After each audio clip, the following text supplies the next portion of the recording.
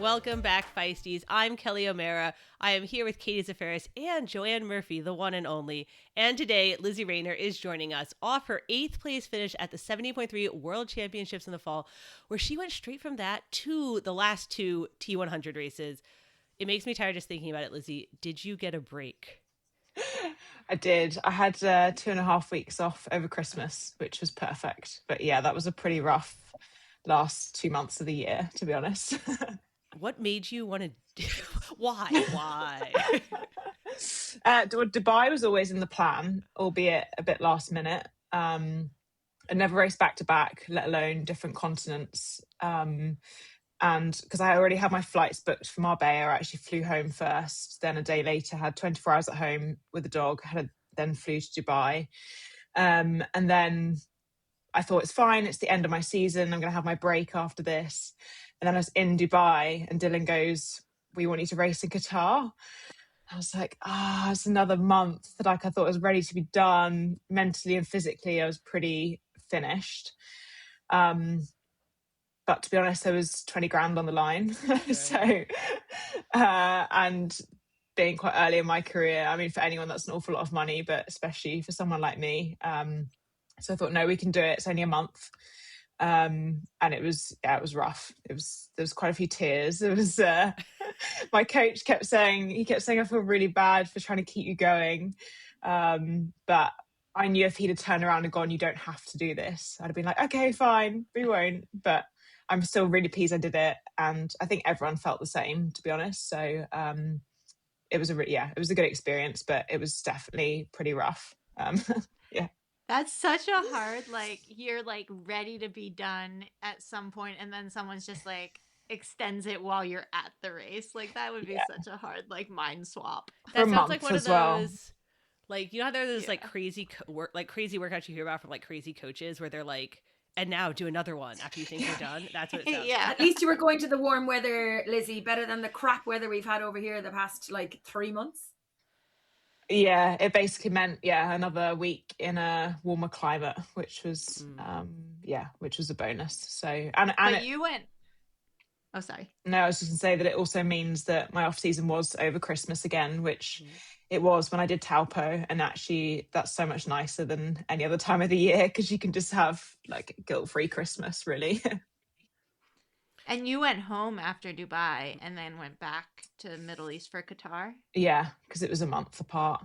Yeah. And I didn't really want to stay out anyway because I was out there. Our friend came with me to Dubai, but I was going to Qatar on my own, so I kind of would have been on my own. And I have a dog, and I like being at home. And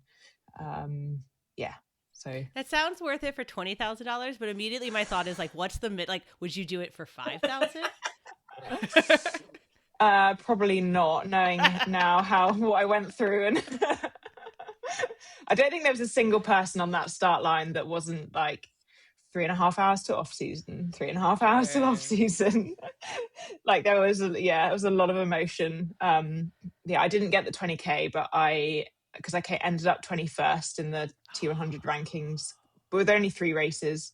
But I think I finished top of the contender rankings, so I still got 16. So that was some consolation. So yeah. Nice Christmas bonus. Yeah. Yeah, not that I've seen it yet, but so what will you treat yourself with now with that bonus? Because it was unexpected. Well, she doesn't have the money yet. I know, but when she doesn't have the money, so she's not gonna. Joanne, you don't forward borrow. Didn't your parents teach you this? And I'm like, what are you thinking about? What are you manifesting? Because that's money that was not expected to be in the bank at the end of the season. Yeah. I would like to just move out of home at some point, so I'm just sort of putting it on the side, and I bought my first car last year, so that's sort of done, which is quite nice. That was a real treat. Sorry. Oh no, we heard dog barking. It's all right. No, I just wondered if it was anti-doping or something, but anti-doping, that would be exciting. We've never had that happen in the middle of a podcast. We've had babies, we've had cats, we've had dogs. Yeah. Well, we also need to catch up with Joanne, because Joanne's been missing for a little while. 2 weeks, Kelly, and it's not like I wasn't working. Nope, you were gone. You were disappeared. Nobody knows. I'm so sorry.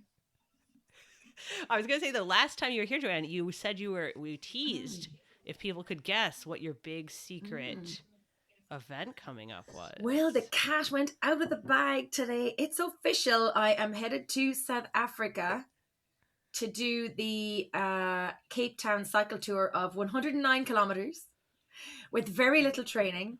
So I've been cramming like it's an exam day on Sunday, March the 8th. So the day after I arrive in South Africa, I'm going over for the Epic Series mountain bike race, but I'm actually going over a week early to do the cycle and have some fun and adventure. So 109 kilometers, 1,200 meters of elevation, which I think is around 4,000 feet in your money, which seems like so much more than I'm anticipating.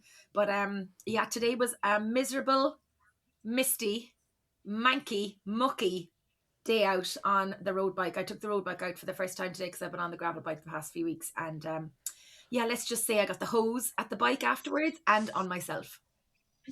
Lizzie has a question. I have anti-doping here. You are joking. That is so funny. I don't think I'm going to say hello to us. All right, we're going to have to take a timeout for anti-doping. I'll be quick as I can. Let's face it, as much as most of us love being outdoors, sometimes the outdoors doesn't love us. Like when it's 10 degrees below or pouring rain, or sometimes you've got a workout on tap that's just hard to do outdoors. Well, great news. We have partnered with Wahoo to offer you a special deal on the Wahoo Kicker Run, a revolutionary rethink of the traditional treadmill that will convert even the most diehard treadmill haters. I know because I was one. The Kicker Run is engineered to bring outdoor running straight into your home. With a push of a button, you can set up this machine to match your pace automatically, so you can just run, and it automatically adjusts with you instead of the other way around. By far, my favorite feature. It also has terrain simulation, so the deck feels like I'm on hard-packed trails with just enough give but no bounce. There's even a lateral tilt feature which mimics real-world terrain, varying the side-to-side angle to keep your muscles ready for outdoor running. Finally, the Kicker Run has unmatched connectivity. It seamlessly connects to the Wahoo ecosystem and third-party apps, so you can simulate routes from Strava or Zwift. Whether you're a triathlete, a devoted runner, or someone who just loves to stay fit, the Kicker Run is there for you, and honestly, it's just a beautiful machine. We love it, we know you will too, so check this thing out. Click the link in the show notes and use the code Feisty2026, all caps Feisty2026, to get a free Headwind Smart Fan valued at $300 with the purchase of a Wahoo Kicker Run today. I will drop a link in the show notes to make it a snap. Knowing which supplements to take and which ones to avoid can be super challenging. That's exactly why Feisty has partnered with Momentous. They built a reputation on a high-trust brand, sourcing the highest quality ingredients and holding themselves to a standard of testing and transparency. Every product is independently certified by NSF for sport or informed sport, meaning it's tested for contaminants, heavy metals, banned substances, and verified for label accuracy. So you always know exactly what you're putting in your body. Momentous has also teamed up with experts in the field to create the Women's 3, a package of iron, calcium, and vitamin D that provides women with their daily health needs. We also love their creatine and magnesium, proven to support your triathlon training. And right now, Momentous is offering Feisties up to 35% off your first order with the promo code FeistyTry. Head to livemomentous.com and use the promo code FeistyTry. That's livemomentous.com and the code FeistyTry, T-R-I, for 35% off on all the supplements that you need.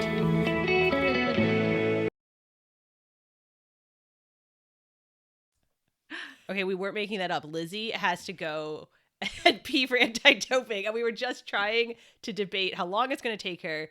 And it entirely depends, Katie, right, on how long it takes you to pee.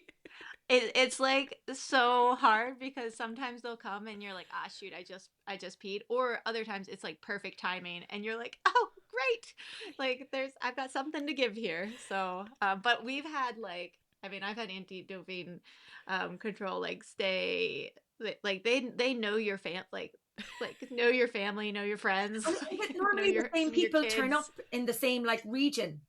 So, yeah. Well, not when you're obviously traveling, but when you're home. Like Tommy had the same anti-doping woman for so long, and he's she was so nice. So you're like, oh hey, how's the family? You really just can keep continuing conversations. I mean, like there's like a So huge amount of time I have a in million between. questions. Am I allowed to ask a million questions? Yeah, I think so. So for the listeners, we have decided that we're just going to see if Lizzie comes back, and then she'll just rejoin the podcast. Yeah. So, Joanne, what are your questions about anti-doping? So I know the premise that like an athlete will give anti-doping their whereabouts and their times. So obviously Lizzie mentioned that she was at home on this date at this time. But you know the way you mentioned there that like Tommy was, chatting to the anti-doping person. Like, do you have to sit with them the whole time they're there? Like, are you literally going, would you have a cup of tea while I'm waiting to pee? Oh yeah, because they can't leave you unattended. So like as soon as they arrive, you are in their sight line for the entire time that they're there at your house, or like wherever you are that they show up. So yeah, you sit down, you have a like conversation, and Hang out. they just hang out. Or like, I mean, she could like Lizzie could do. She could the come back and do the podcast, and the anti-doping podcast while person they're sitting. could come I mean, and join us. Could come in. They could come join us. They could answer all your Do you questions. think it's Lizzie now in the kitchen sculling like loads of electrolytes and water to just fill her bladder, like she's going, she has to pee? Well, we can ask her what type of athlete she is, whether she's always hydrated or always dehydrated, because I was always dehydrated. So I am not the champion of anti-doping. Anti-doping time in the amount of time. And so then it comes back to the question, is there a certain amount of time that they stay with you? Like, or could it be 2 hours, 5 hours? Like, when do they call it and say you gotta pee? They don't call it. I don't know that there's like an amount of time that would, because they just wait. And I mean, granted, like you're gonna have to like you're like, if there's a point at which, Joanne, if you don't pee, they take you to the hospital because they're like you don't something pee for 8 hours when you go to bed in the middle of the night. You don't pee. True, but there's But like it's also, apparently, to be fair, Joanne, there's something biological about like your brain actually knows you're about to go to bed, and it like that's why you pee a bunch before you go. Anyway, that's like a whole separate with a million questions. Whole other podcast, yeah. But just to say, like usually, like if you don't have to pee when they arrive, you're just like, okay, time to start drinking like water or liquid or whatever you want. In terms of like electrolytes or things, because the other thing is you don't want it all to be water based, because then it could be too diluted. Yeah. I've never had that problem though, because again, always dehydrated. And like this might just be like my complete lack of knowledge now, but the person doesn't go into the bathroom with you as you go to the Yes, they do. What? Absolutely. Yes. Oh my, yes. Like, yeah, they have to witness, like, basically. They have to make sure that you're not cheating, Joanne. That. They need to see that pee leave you, like, you and tuck go. Your shirt up to be able to see like everything. Oh my God, how intrusive is that? Well, it really like, it's funny because you're really desensitized after a while for it, or at least like I am. And some people, it depends too, because you can also have urine and blood when people come to test. So, and like with blood, that gets trickier because you have to have been like not doing a training session within like 2 hours. So, so I don't know. Obviously, we don't know what Lizzie has right now, whether it's just urine or whether it's blood too. But blood's actually super fast as long as you haven't been training, because you just hand it over. But that affects some people more than like right. I never cared getting blood drawn, but some people like faint. Oh, yeah. Yeah, I would not be a big fan for sure. I don't love that. See, I'm always like, oh, thank God. Like, sure. So how many times during your career would you have been tested or visited by WADA? Well, I got tested a lot because of at races. Like usually if you're on like the podium or not, I'm a obviously big supporter of being tested, but sometimes it hurts when you get tested when you're like last. Right. Like then you're like, what? Like I remember actually in Hamburg, one of my last races, like how did I get selected for this? But yeah, I like at home. We weren't home very often, so I've been tested. I'm trying to think of like since I've been here, I've probably been tested like 5 times when I lived in Cary, and then that was when I was I'm retired now, so I'm not in the testing pool anymore. And my understanding is, well, I went like deep down this whole once, but like is at least for the U.S. athletes, Olympic pipeline athletes are a lot more likely because like because our governing body like considers Olympic pipeline their purview. It doesn't necessarily consider like long distance their purview. That's different for some other countries where like they're governing, like in the UK, for example, like I don't, like Lizzie doesn't race short course, but like like she could be in the Ironman pool, or like their governing body could consider long distance also. So like Olympic distance athletes get tested a lot more than long course athletes in general. Yeah. The craziest testing I got was they came to Isle of Man for Nice. me to do testing, and I was like, "Is there like?" And they literally had to take a flight there and like stay over. I was like, this is why it's really expensive. Yeah. I mean, it's one of the many reasons it's really expensive, but well, and they've tried different things. I don't know actually where they're at right now with it because I haven't been tested for the last like 2 years, but like doing different like pricks of like more like almost it's not self done, but different ways to try to make it easier, I guess, and get the same information that they need. Well, now I've had an education this evening. There you go. I feel like we should. We'll have more questions if when she pees and rejoins us. We could even have one of the anti-doping people come and join us for a podcast episode. Yeah. Answer all these questions. Because we were saying it's evening there for you guys, right, Joanne? Yeah. And most athletes, if they're in a testing pool, have to put down an hour every day. And so a lot of athletes put down either the first hour of the day or the last hour because they know like it's easier to remember and know that they'll be home. So that's why she showed up at whatever time it is for you. 8:30? What time is it? It's just coming up to 8:30 now. Yeah. It's almost bedtime. I know. So now she's going to chug a whole bunch of water and then try to go to bed.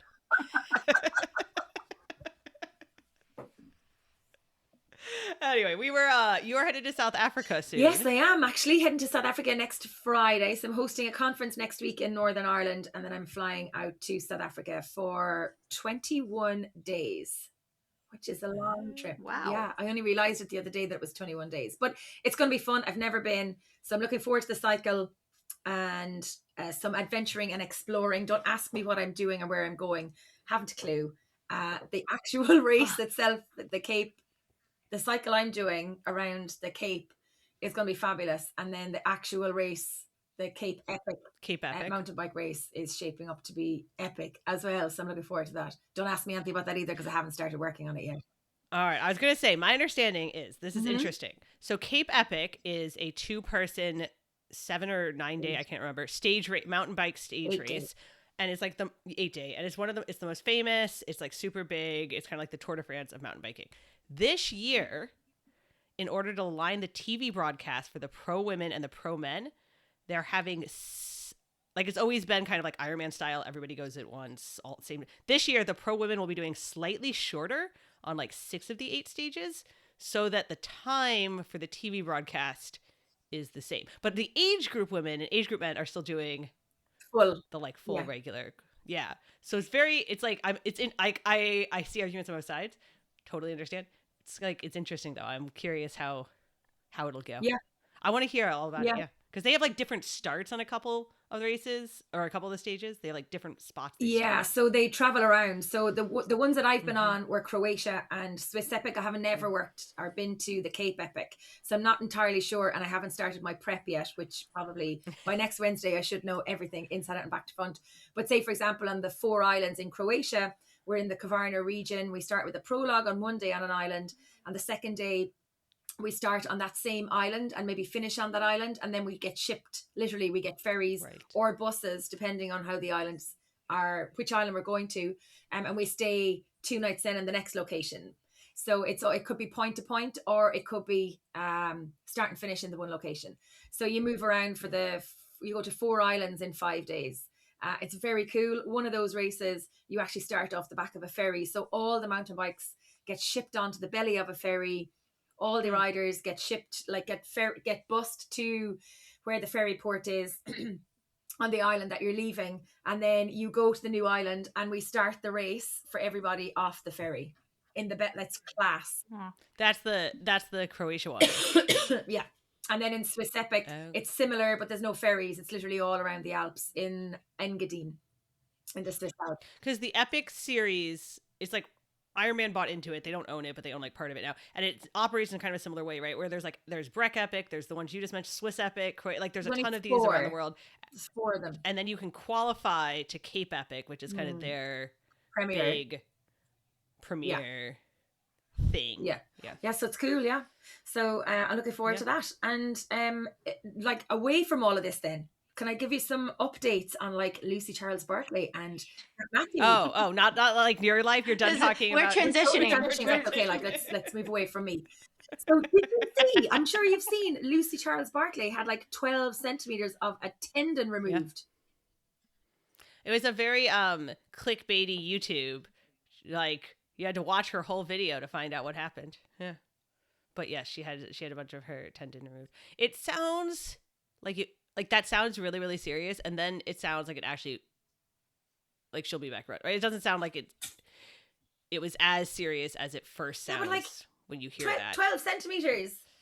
That's I know. 12 centimeters. Are you holding up a ruler on an audio podcast? Yeah. Everybody go get your rulers. I mean, that's a long bit of tendon. Yeah. So she's recovering well. I saw on her Instagram today, she looks like she's living her best recovery life. She did mention that upper body work is very difficult. So she'll be as strong as an ox by the time she comes back. And then the other one, the other bit of news that I saw was that Kat Matthews, along with her mum, dad, her 2 brothers and her sister, all ran the Warwick Half Marathon on the 1st of February in the United Kingdom. How cool is that? Which is fun. It's like a whole family. They decided over the Christmas dinner, I think it was, or Christmas chatter over at the break, that they wanted to do something. So yeah, that's class. Like, you know, where else would you get your mum, your dad, and your siblings to go and run a half marathon and have the crack? I just thought that was cool. And Kat is getting ready for the start because Ironman Pro Series starts next week, which I think next week's episode will kind of preview that a little more. But it starts next week with Ironman New Zealand. I know Kat is obviously on the list for that. Christian Blumenfeld's on the list. It's quite a big list for New Zealand. Not that like New Zealand's an amazing race. Everybody loves New Zealand. It's a long way to go for the athletes on this side of the world. Mm-hmm. But it's a pretty big start. But you wonder, are they laying down a marker? There's 4 Kona slots available, I think. And it's the start of the Pro Series. Start while you're hot. I know, and we're all like ready. I think it's funny because you know the last couple of years we've been like, oh, there's so much racing, there's too much racing, there's so much racing, and now we're all like, why hasn't there been any racing for 2 months? I know. Our athletes have their first race this coming weekend. Tell us more, Katie. I'm going to Claremont. Oh, so, your athletes. I was like, WTCS doesn't start for another month, but your athletes. No. Our OXO athletes here, they're racing a really big like development race here in the U.S. So they're all heading out to Claremont on Thursday, and then me and Tommy, whole family with Mum to come, are heading out too. But I'm excited. It's like this race sells out in minutes. Claremont. Yeah. Which one are they? Because Claremont, the thing that's always confusing to me, and this is going to get like a little U.S. focus for a second, is like there's so many parts to it. There's always like the draft legal race, and sometimes there's an America's Cup, and sometimes there's like a not development. This year. Okay. So that's coming, Kelly. Okay. But this one is just the men and the women for like they have 2 days, which is really cool that they get an opportunity to do a sprint race on Saturday and then Sunday as well. And a big reason it has so many athletes is because there's no junior race, so any of the juniors who want to do it, they're also in the open race. So but yes, it's high stakes when they're signing up for these races because some of them are just like sold out. I was like, ooh, good coaching learning experience for me. Sorry, Kelly, to cut across you. Will this be one of your first races where your athletes are racing and a big group of them together? How will you manage your nerves? Yes, it is nerve-wracking on the other side of it as well. I always thought it was more nerve-wracking to watch races anyway. So now having I think we have like 6 of them racing. So yeah. I don't know how to manage it. I'll let you know after it. Okay. Basically put on a really good front for them. Okay. And just be calm, cool, strong collected. And confident. Calm, collected, which I'm good at doing. But yeah, there's definitely Is there one singular piece of advice that you'll give to the athletes before the gun goes? Just go have fun. But like mainly we've done all the work. Like they're ready is the main piece of advice. And like we do mental skills Monday. And so they've been visualizing their races. They've been like writing out their goals. And so come race day, they should all be very clear of like what their little check boxes are to get through the race. Excellent. It is like season starting, man. I mean, yeah, we have Pro Series next week. We have these like smaller races this week. And then Katie, Supertri is official now, like the season. All right, I want you to like give us the lowdown.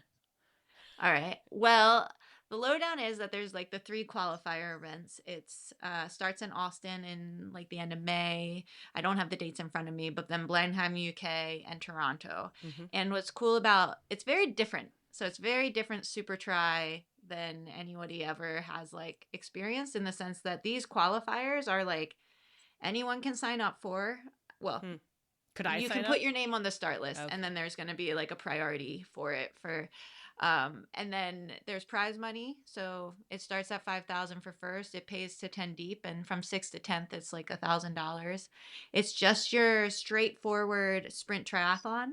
So very different from our normal like enduro format, in the sense you're just doing 750 swim, 20K bike, and then a 5K run.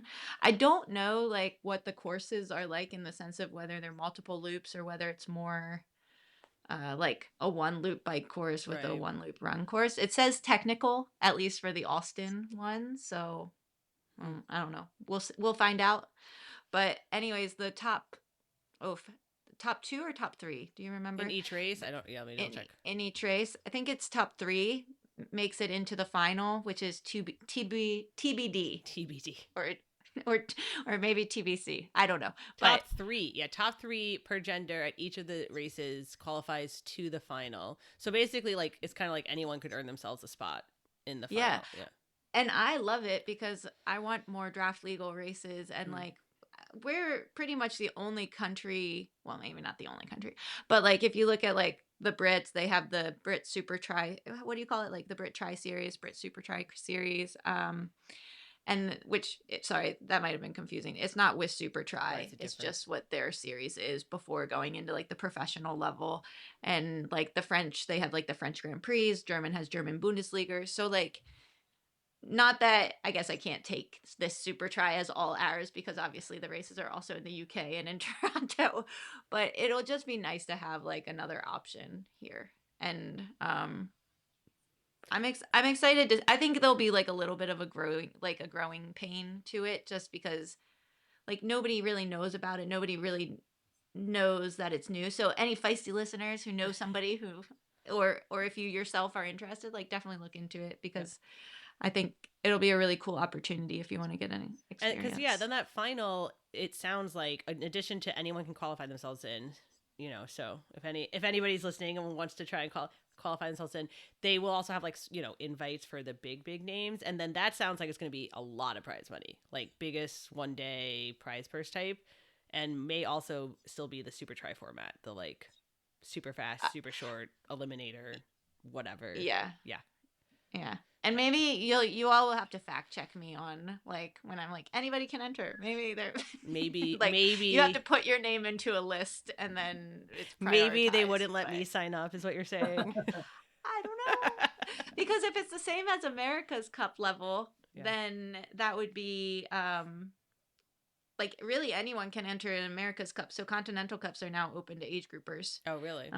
Yeah. So like, why is that? Do one? Because it's more on like, we were the only ones, the US was the only ones to have like pro licenses for that level. So now it's just more in line with like World Triathlon. And now for like World Cups, you still need to like have a pro license, or there's like a priority system for. But yeah, if anybody wants to enter a draft legal race at like the Continental Cup level, go nuts. You can. Yeah. Do it.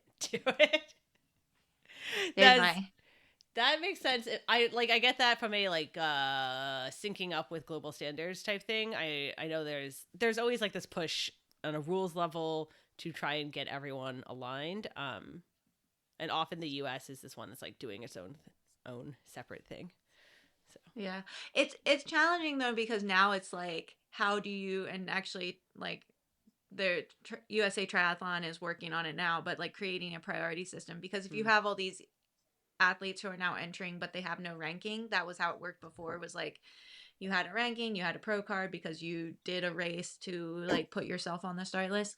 And now because anyone can enter, it's like, okay, well, how do you determine who gets on the list above someone else? And in the past, it's just been kind of luck, but they're trying to make it more so athletes who have raced, like say the junior series or draft legal events such as like Supertri, or like we had a US Performance Center race in the fall that was draft legal. Like those start counting for at least something so that you can be like put ahead of somebody who's like never done one. See, there's so much stuff that goes in behind the scenes. It's definitely a very educational podcast this evening, girls. Yeah, all the this is really the draft legal centric one so far. There we go. Well, it made me think because obviously global rules got announced kind of in January, and Ironman just formalized. I don't want to say came out with, because you know a lot of it was hinted at before, but officially announced and formally shared their 2026 competition rules. So we have these like global rules packages.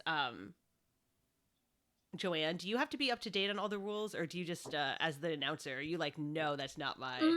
I know the key ones.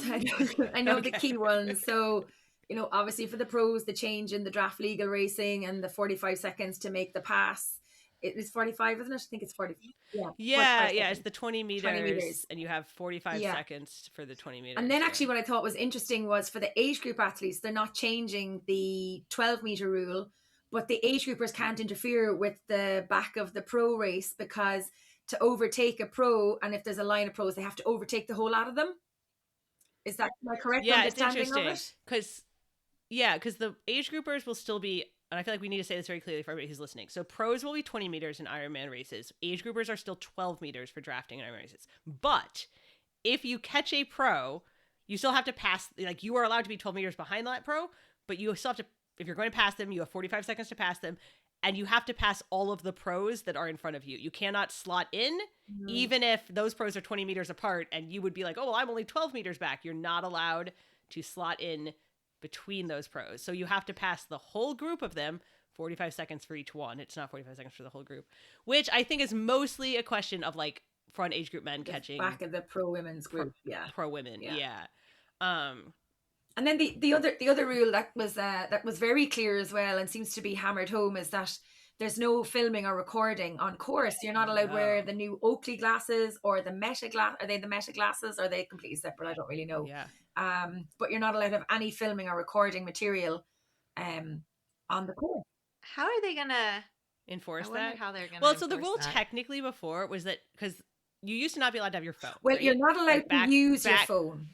So if Right. you, but So that's if what I was you were allowed, from what I recall, and my understanding is that you were allowed to carry your phone, and if something happened that you needed to take a call or make a call, you had to come off the course to do it. Like you couldn't be on your phone taking a call or on your phone recording, and you can't listen to music on your phone either.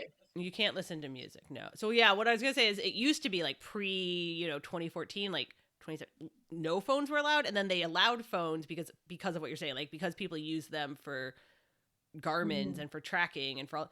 But the rule had been like, as long as it's not distracting or something very vague like that, like you could have a phone but you couldn't use it in a.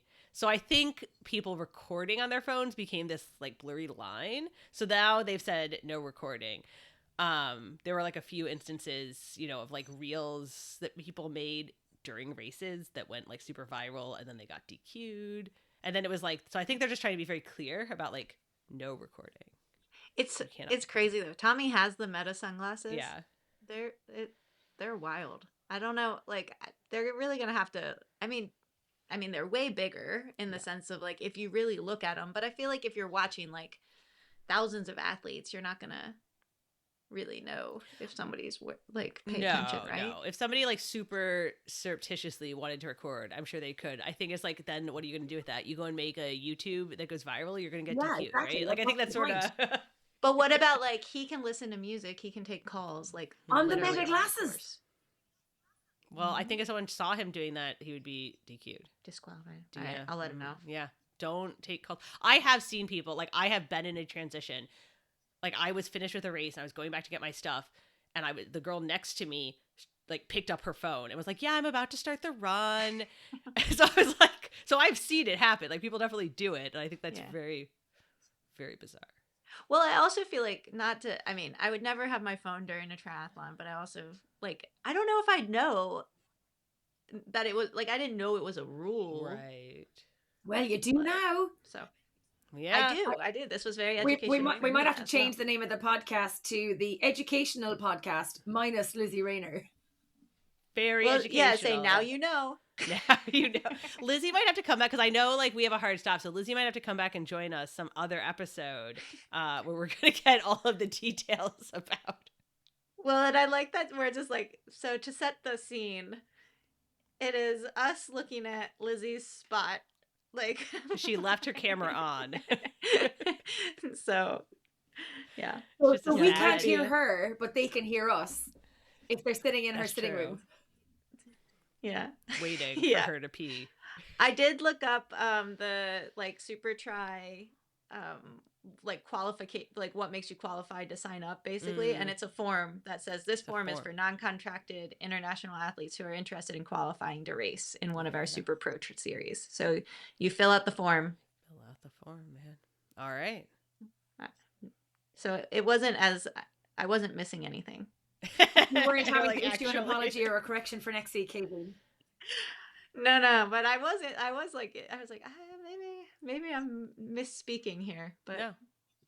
So what I'm hearing is that we should all just sign up for Supertri. Oh, you can all come to the UK. You guys for sure should. Go to the UK for the Blenheim Palace one. I actually rode my bike for the first time I'm pretty sure since Hamburg, or no, since it would have been since Toulouse, today. So. Oh, really? Yeah. Like I rode your bike like at all? Did. I've ridden, no, that's not, I put on a kit. I should say that way. Yeah, I've ridden my bike, but today I literally put on a cycling kit and went out with one of our athletes who was doing a session. I didn't like do the session. Katie, but... you have waited until now to tell us, which is approximately 40 minutes into the show. Well, yeah, no more questions. This is our closeout. Well done, Katie. Little seed planted. No, I'm just kidding. I have nothing. Still no races signed up for. But is Kimbo still encouraging you to cycle or to run home and he cycles with you? Okay, so yes, I'm very proud of Kimball because his school is like 2.5K away from our house. And he rode his bike to school the other day with me running. And then we did that again with another like commute where Tommy dropped us off at a play date with his bike and he rode home with me from the play, like while I ran. And it's like probably one of my favorite things is just like him riding his bike and going on a run with me. So also one of my greatest annoyances is when I want him to do it and he's like, no.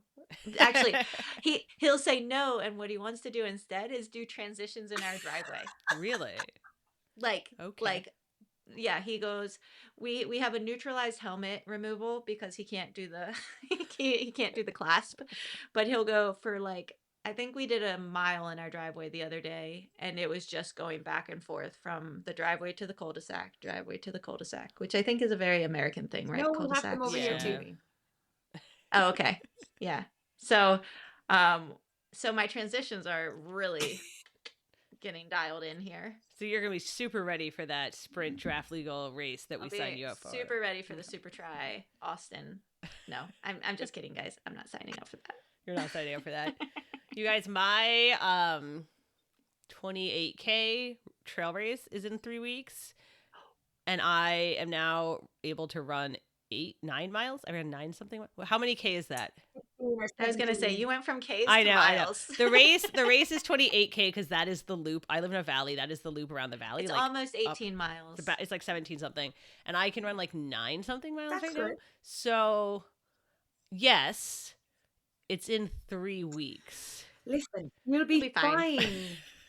I also potentially have a trail race, 21K in April, an event I'm going to, and I said, "Oh yeah, no problem. Give me the 5K family fun run." They're like, no. The shortest distance at this race is 21K. I was like, yeah. Anyway, I bought new runners. I bought new speed goats to get me through my trail race. But I feel your pain, Kelly. be your thing. Yeah, I was like running yesterday and I was like, this might be But if might be I'm challenging. You can do if I'm not it. mistaken though, on a Mhm. trail race, aren't you walking a lot of it though? Unless you're really pushing the run. This is yes, you are. And also this race is become quite competitive. Like the person who won it won, what is it called, CCC at the shorter race at UTMB, like the big deal. Yes. And so there's a bunch of pro runners who do it. So yes, I could walk a lot of it, but also there are some people who are going to do it in like 2 hours or just over 2 hours, which is quite fast. Yeah, but you have to decide whether you are one of those people. My goal is 3 or hours. You're happy. Well, there's a 4-hour cutoff in my wood, and I reckon I'll be 3 hours and 59 minutes if I finish it. It also finishes right in front of our house, which is always, I did not make it to the finish line one year. I just stopped at my house. Oh, well, No, it doesn't finish at our house. Perfect. It finishes, it goes by our, you watch them go past our house. Yes. Kelly. Okay, we need to get some. Okay, so listeners, feisty listeners, you need to send Lock the in doors. your motivational things for Kelly to get her to the finish line. Yeah. She is not allowed to pull up unless she's injured or something Right. happens that from a health perspective you can't finish. But we need the listeners to send us in some motivational things. What are the motivational words that you have, or maybe a song on a playlist? Are you allowed to have music? Probably not. No. No, we just talked about this. it. No, Okay. it's a trail race. We can have music on your run when you Sure. go training. I have Okay, advice. Katie. Okay, yes. The faster you go, the faster you're done. It's true. That's And great lock the advice. doors. And lock the doors. So, all right. I feel like Lizzie may still be trying to pee, and we're all just sitting here with an empty chair in our podcast recording studio. We'll put this up on Instagram, a video showing all of us and her empty chair. So I think we're gonna have to invite her back next week to come and talk to us about getting into triathlon and getting started and all of that. I don't remember if Joanne's going to be with us next week. Hopefully, I've so that arranged. you I've are. arranged. Even though I'm traveling, I have arranged to be available for next week. Oh, good. Then we will just see if she can come back, and we will hear all from Lizzie next week, and we'll hear about how the peeing went, because I know that is. And how All she of it. enjoyed the commentary behind her. So come back next week, and hopefully, we will finish up our chat with Lizzie, and we won't be interrupted by anything.